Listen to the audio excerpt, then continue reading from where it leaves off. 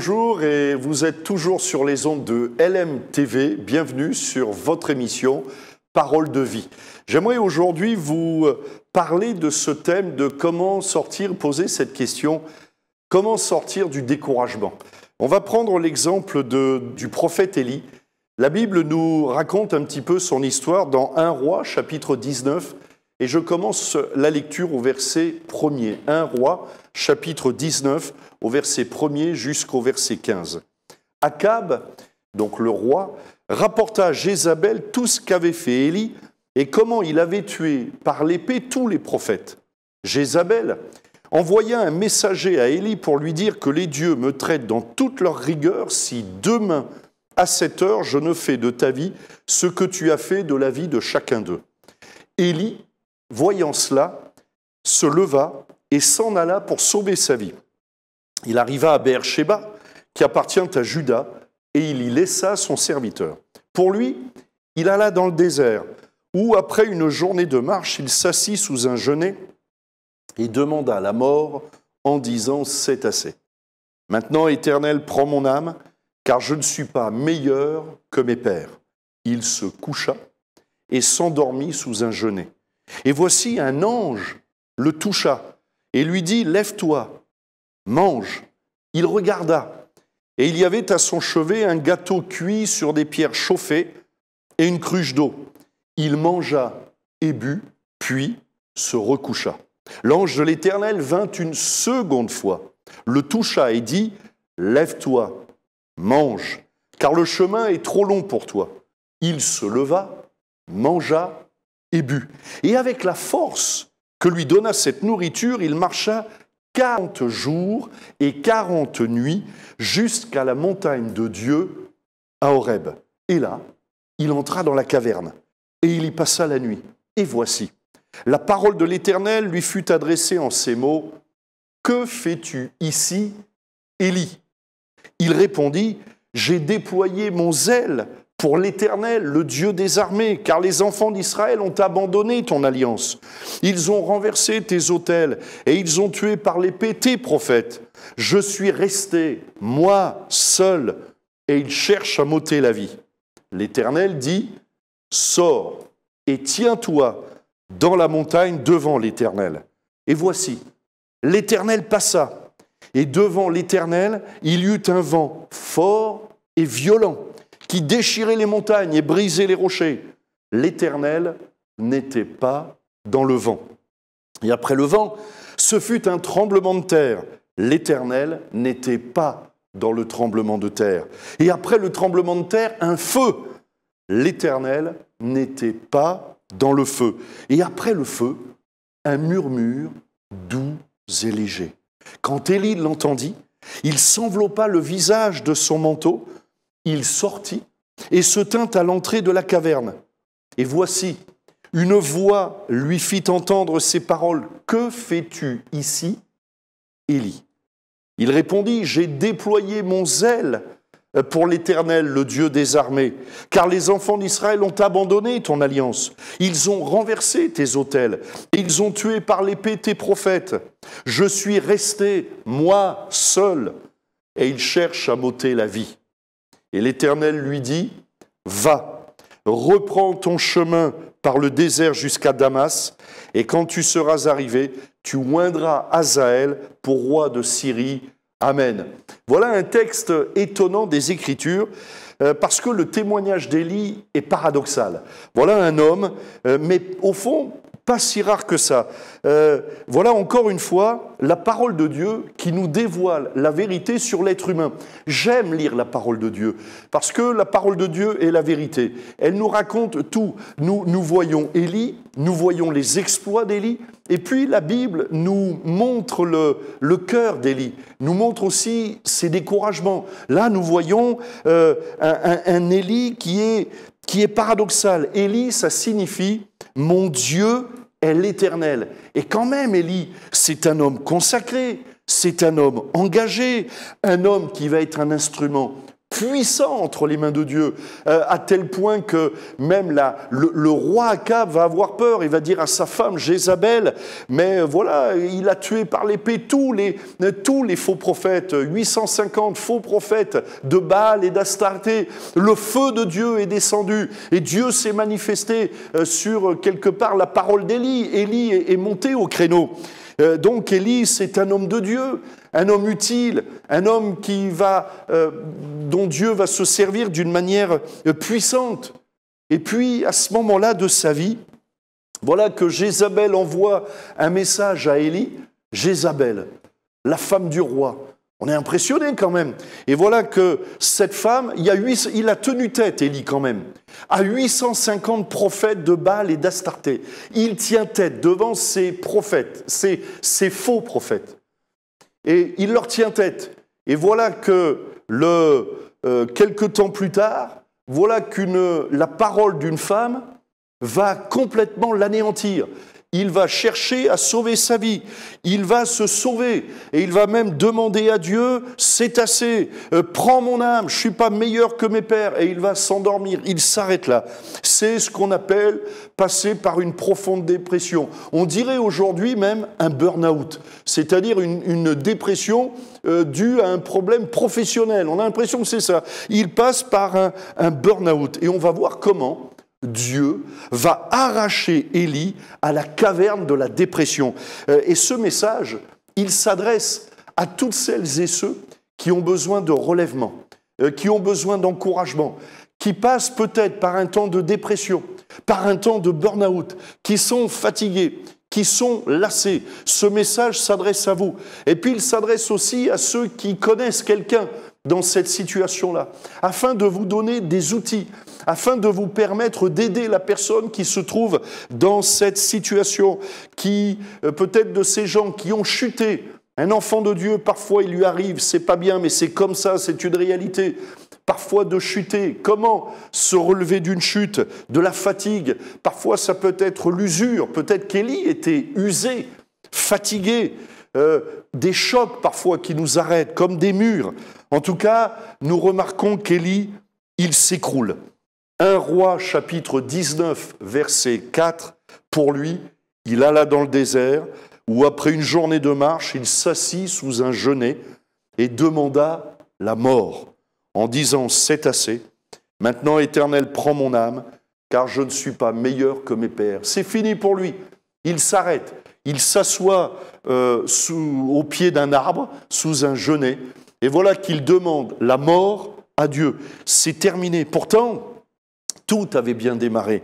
Un miracle, coup de force. Même le roi et le peuple sont impressionnés. Alors pourquoi cette dépression? Pourquoi ce burn-out?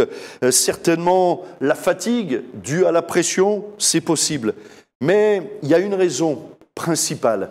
C'est que Élie, il combat seul parce qu'il se croit seul. Élie aurait pu demander de l'aide horizontale. C'est un homme de Dieu. Je parle en ce moment même à des hommes et à des femmes de Dieu, à des chrétiens. Vous avez une relation avec Dieu, mais parfois nous sommes impliqués dans le service pour Dieu et nous avons l'impression d'être tout seuls. Il avait l'impression d'être tout seul, mais il apprendra plus tard que 700 autres prophètes n'ont pas fléchi les genoux devant Baal. Mais ça, on a l'impression que Élie l'a oublié. Il a l'impression d'être tout seul. Et souvent, on a l'impression d'être tout seul à galérer, tout seul à souffrir, tout seul à se battre, tout seul à combattre. Bien sûr, il demande l'aide du ciel, mais Élie a certainement oublié que lui aussi était un être humain, avec des faiblesses, avec des limites, avec des failles. Lui aussi a besoin que ses batteries se rechargent. Vous et moi, nous avons besoin de plonger constamment nos regards dans la parole de Dieu qui va nous rassurer, nous fortifier, nous consoler. Nous aussi, nous avons besoin de la prière. La prière, c'est quoi? C'est ce face-à-face avec Dieu, c'est cet entretien avec Dieu, c'est chercher la présence de Dieu. Dieu veut nous renouveler. Pourquoi? Parce que j'ai besoin d'être renouvelé. Nous vivons dans un monde qui est, la Bible nous dit, le prince de ce siècle, c'est le diable. C'est le diable qui gouverne les principes de ce monde, les riches qui s'enrichissent, les pauvres qui s'appauvrissent. Et voilà que j'ai besoin dans ce monde hostile, où le diable agit d'une manière tangible, concrète, pratique, j'ai besoin de puiser des forces auprès de Dieu. J'ai besoin de boire à la source d'eau vive. J'ai besoin de me nourrir du pain de la parole de Dieu. Un élément, c'est que je remarque que Élie demande à Dieu la mort, mais Dieu ne l'écoute pas. Dieu répond, mais il ne répond pas à Élie comme Élie aurait voulu que Dieu lui réponde. Je pense qu'Élie aurait voulu que Dieu lui dise « Oh, mon petit loulou, que tu es malheureux, et t'inquiète pas, je vais vaincre tous tes ennemis. » Non, non.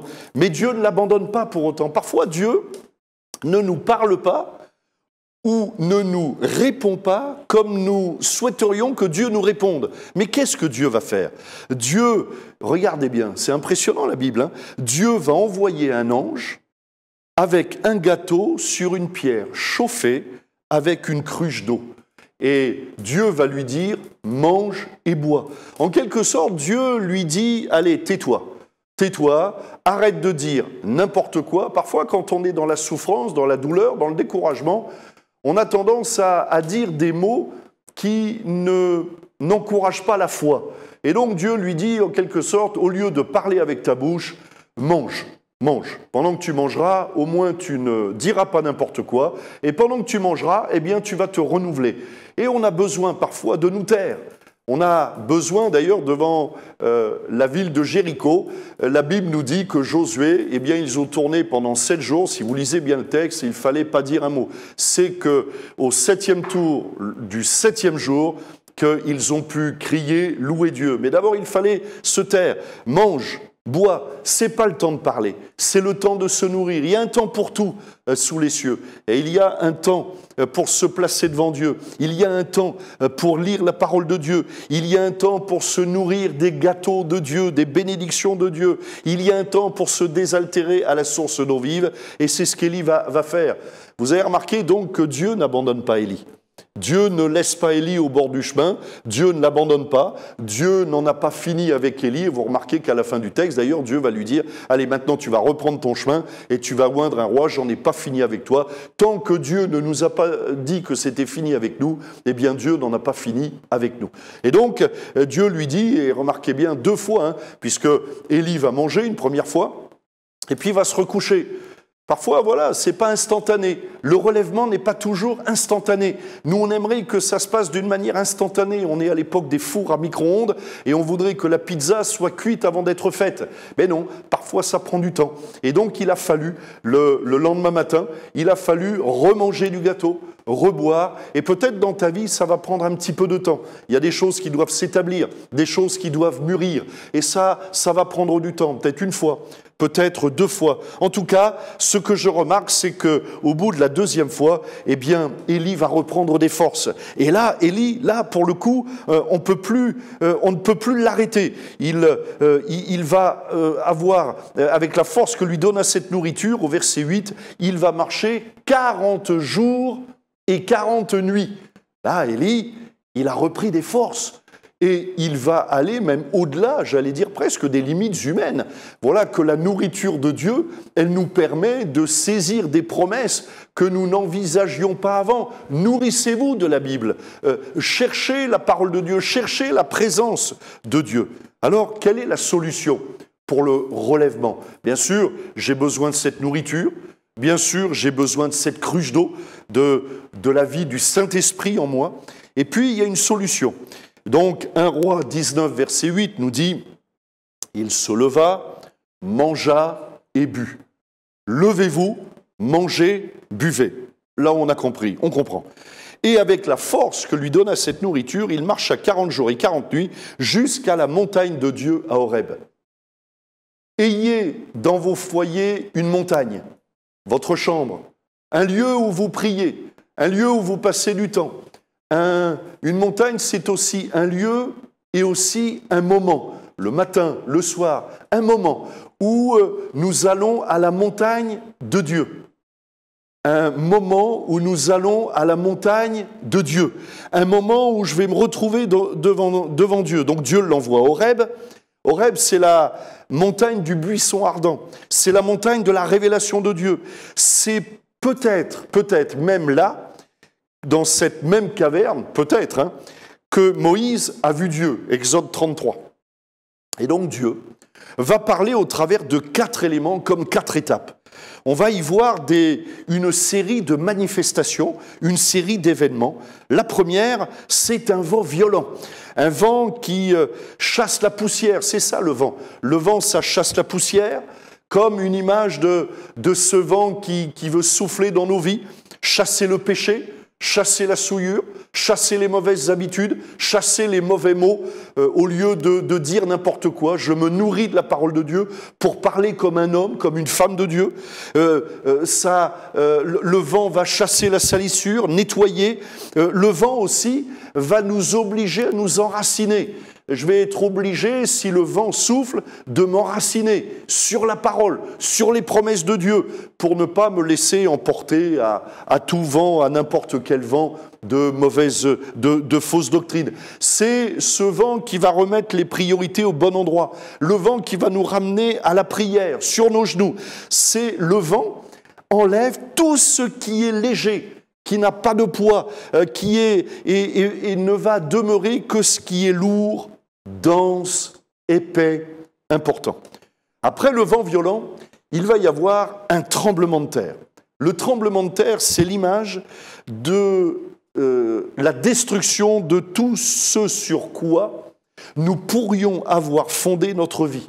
Le matérialisme, le succès, la santé, le travail, la beauté, l'argent, l'intelligence, les capacités humaines. Et les tremblements de terre, parfois Dieu permet qu'il y ait dans nos vies des tremblements de terre, des choses qui s'écroulent pour nous permettre de revenir aux fondamentaux, de réaliser qu'il n'y a que ce qui vient de Dieu qui est éternel, qui est durable. Et au fond, tout ce que nous avons, tout ce que nous possédons peut être enlevé en un instant. Regardez comme le Covid a fait des ravages. En quelques jours, en quelques semaines, la planète entière était bouleversée. Ça a été un tremblement de terre littéral où les nations étaient secouées. Donc il y a ce tremblement de terre. La troisième étape, c'est le feu. Dieu s'est manifesté sous la forme d'un feu. Il y a un feu. Le feu, lui, consume tout ce qui n'est que paille, paillettes, apparence, hypocrisie, tiédeur. Le feu consume, brûle tout ce qui n'a pas de grande importance. Et parfois, là aussi, Dieu permet que le feu de l'épreuve souffle dans nos vies afin que notre foi soit fortifiée, soit épurée. Et puis enfin, la quatrième étape. La quatrième étape, alors là, on est étonné. On n'est pas habitué. Le vent violent, le tremblement de terre, le feu, tout ça, on peut vite l'associer à la personne de Dieu, aux manifestations de Dieu. Même du temps de Moïse, c'est un petit peu ce qu'ils avaient vécu. Un vent violent, tremblement de terre, le feu. Même Élie avait demandé que le feu consume l'Holocauste pour manifester la grandeur de Dieu face aux prophètes de Baal et d'Astarté. Mais voilà que Dieu va se manifester d'une forme étonnante. Un murmure doux et léger. C'est étonnant, hein? Dieu envoie donc un vent fort et un violent, Dieu envoie un tremblement de terre, il envoie le feu. Mais la Bible nous dit Dieu n'était pas là. Dieu n'est pas dans le vent violent. Dieu n'est pas dans le tremblement de terre. Dieu n'est pas dans le feu. Alors souvent, nous demandons à Dieu des choses extraordinaires, des choses fortes, des choses violentes. Or, Dieu, dans la vie d'Élie, à ce moment-là, va se révéler dans un murmure, doux et léger. Maintenant, il comprend que ni le vent, ni le tremblement de terre, ni le feu ne révèlent la personne de Dieu. Ces phénomènes, au fond, ne peuvent que frapper les imaginations, c'est tout. Mais la révélation authentique de Dieu, de cette révélation qui va s'imprégner au cœur d'Élie, va être plus profonde. Les sens d'Élie vont lui permettre de percevoir ce qui aurait pu passer complètement inaperçu. En hébreu, C'est un son, littéralement, ce murmure doux et léger. On pourrait le traduire par une voix, un son de silence ténu. Voilà ce qu'on pourrait traduire littéralement, un son de silence ténu, à peine perceptible. Et parfois Dieu va nous amener à rechercher sa présence, à rechercher ce silence ténu, ce son qui vient de la bouche de Dieu, de rechercher la main du bon berger qui se pose sur notre épaule. En hébreu, littéralement, c'est le son d'un silence en poussière. Vous voyez, ce n'est pas un son qui va s'imposer, c'est un son que je dois rechercher, ténu, fragile. Ce silence ou ce son tellement faible ne va pas changer le cours des événements, mais il invite à une relation, il invite à un dialogue, il invite à la prière. On voit que cette révélation, tout en douceur, met en évidence la grande différence qui existe entre le Dieu d'Israël et le Dieu Baal. Mais ce que je remarque, c'est que cette présence divine, elle est très discrète. Mais remarquez avec moi que le vent violent, le tremblement de terre, le feu n'ont pas transformé Élie. Par contre, ce murmure doux et léger, dès qu'il y a eu ce murmure doux et léger, eh bien Élie est sorti de la caverne, enveloppé dans un manteau. J'ai besoin du son de Dieu dans ma vie. J'ai besoin de cultiver, favoriser cette relation intime avec Dieu. La clé du relèvement, c'est pas du bruit, c'est pas des décibels, c'est pas un son violent, c'est pas des miracles extraordinaires, même si nous croyons au Dieu des miracles, mais c'est cette relation intime avec Dieu. Alors sommes-nous à l'écoute? C'est ma dernière question. Beaucoup aujourd'hui, parfois dans les églises même, on est adepte du festif, il faut du bruit, il faut de l'ambiance, il faut de l'atmosphère, et parfois même on confond l'atmosphère avec la présence de Dieu. C'est pas parce qu'il y a du bruit que Dieu est là. Et donc Élie va apprendre cette leçon.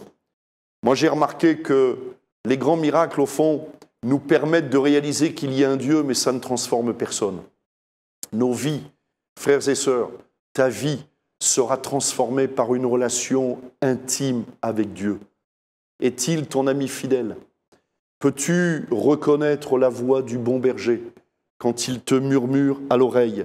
La vue horizontale, parfois, ça nous écrase, ça nous détruit, ça nous vide, ça nous assèche. Et c'est ce que Élie a vécu, comme un regard horizontal qui lui montrait Jézabel et puis tous les ennemis. Mais c'est ce regard vertical, cette relation avec Dieu. Nous avons, en ce moment même, nous avons rendez-vous dans la caverne, là où il n'y a pas de fenêtre, pas de témoin, seul, face à face avec Dieu, avec ses paroles. Je termine avec ce verset des Écritures qui se trouve dans l'évangile de Jean, au chapitre 10, au verset 27. « Mes brebis entendent ma voix, je les connais et elles me suivent. » Entendez, écoutez la voix du bon berger. On va prier quelques instants. Mon Père Céleste, je te prie pour celles et ceux qui sont découragés, qui sont fatigués, qui sont écrasés par une situation pour une autre ou par une autre. Et je te prie d'étendre ta main maintenant. Je te prie que la voix du bon berger, elle résonne au creux de nos oreilles, que la main du bon berger, elle se pose sur des épaules qui sont fragiles, qui ont besoin de guérison, qui ont besoin de relèvement. Je te prie en ce moment même, alors que je suis en train de parler, de prier, je te demande, Seigneur, que résonne ce murmure doux et léger de ta présence, de la présence du bon berger. Seigneur, bénis chaque frère, chaque sœur, chaque ami qui se trouve devant cet écran maintenant, au nom de Jésus-Christ de Nazareth. Amen.